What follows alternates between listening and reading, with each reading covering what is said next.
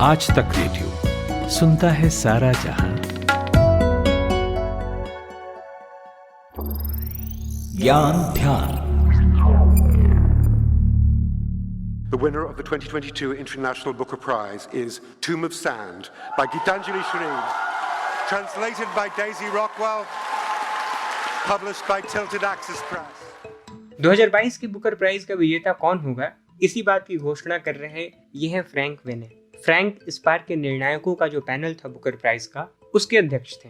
भारत की जानी मानी लेखिका और उपन्यासकार गीतांजलि श्री को मिला है इस बार का बुकर। भारत खासकर हिंदी प्रेमियों के लिए अवार्ड इसलिए अहम था क्योंकि ये पहली बार था जब किसी भारतीय भाषा के उपन्यास को बुकर मिल रहा था। और सोने पर सुहागा ये कि भाषा हिंदी थी, जो देश की एक बड़ी आबादी बोलती और समझती है। जिस किताब के लिए गीतांजलि श्री को यह अवार्ड मिला है वो है टॉम्ब ऑफ सैंड। ओरिजिनली रेत समाधि के नाम से लिखी गई इस किताब का अनुवाद किया है डेजी रॉकवेल ने। लेकिन अपनी दिलचस्पी आपको आज ये बताने में है कि बुकर पुरस्कार की कहानी क्या है, कैसे शुरुआत हुई इसकी, कैसे कोई किताब यहाँ नॉमिनेट होती है, एलिजिबिलिटी क्राइटेरिया क्या है और कितना पैसा मिलता है जीतने पर। नमस्ते, ज्ञान ध्यान सुन रहे हैं आप। मेरा नाम है शुभम तिवारी। इससे पहले कि बुकर की कहानी पर आए, गीतांजलि श्री को सुनिए जो लंदन में पुरस्कार जीतने के बाद भावुक हो गई।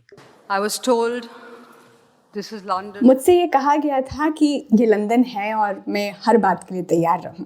यहाँ बारिश भी हो सकती है, यहाँ बर्फ भी हो सकती है, यहाँ बादल भी हो सकते हैं, यहाँ सूरज भी हो सकता है और यहाँ बुकर भी हो सकता है। तो तैयारी से आना। मैं आई भी, लेकिन मुझे लगता है मैं अभी भी तैयार नहीं हूँ। मैं पूरी तरह से भाव विभोर हूँ। Still, I'm completely overwhelmed.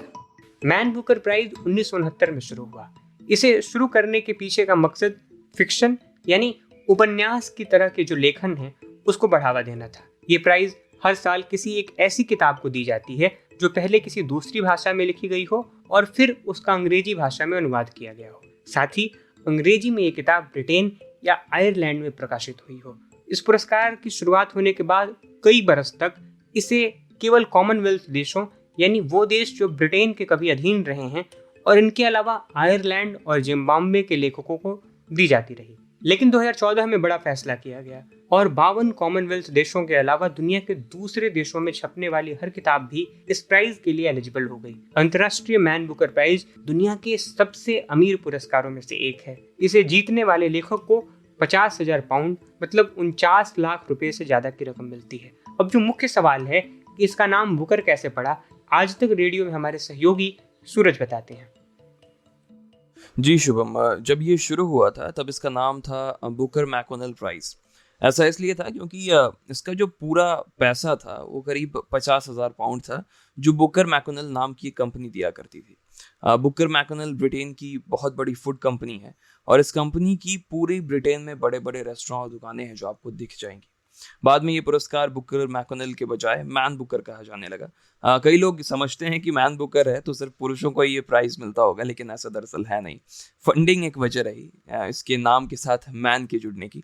Booker मैकोनेल के बाद इसकी जो फंडिंग थी, उसका इन्वेस्टमेंट था, वो मैन ग्रुप के हाथ में आ गया, मैन ग्रुप कंपनी के हाथ में चला गया। हालांकि मैन ग्रुप ने पूरी फंडिंग देने के बाद भी प्राइज का नाम नहीं बदला था, क्योंकि बुकर प्राइज बहुत ज़्यादा चर्चित हो चुका था।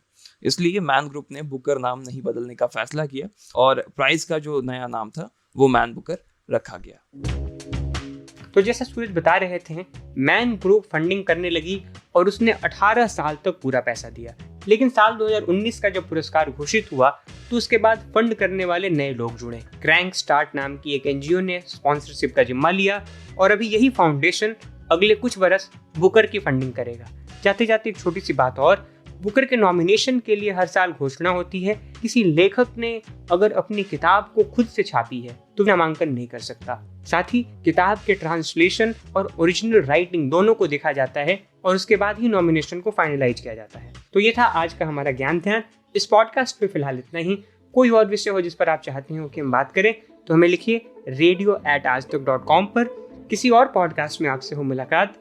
तब तक आप सुनते रहिए आज तक रेडियो। नमस्कार।